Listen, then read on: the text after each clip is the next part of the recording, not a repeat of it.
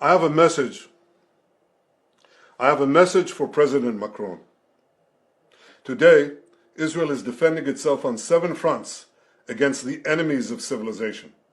We're fighting in Gaza against Hamas, those savages who murdered, raped, beheaded, and burned our people on October 7th.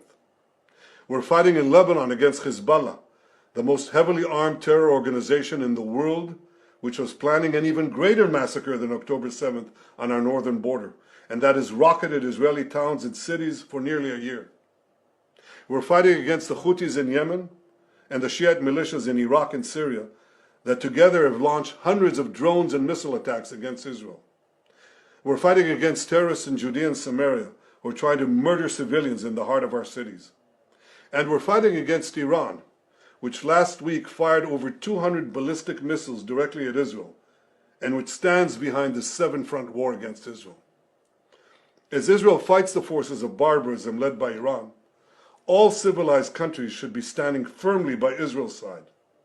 Yet President Macron and some other Western leaders are now calling for an arms embargo against Israel.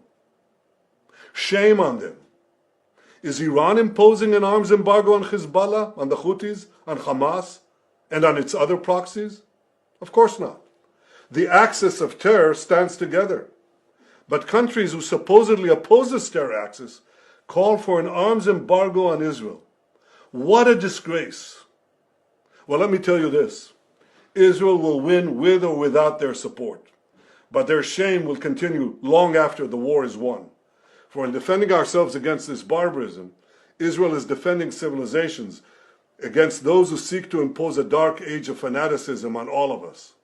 Rest assured, Israel will fight until the battle is won, for our sake and for the sake of the peace and security of the entire world.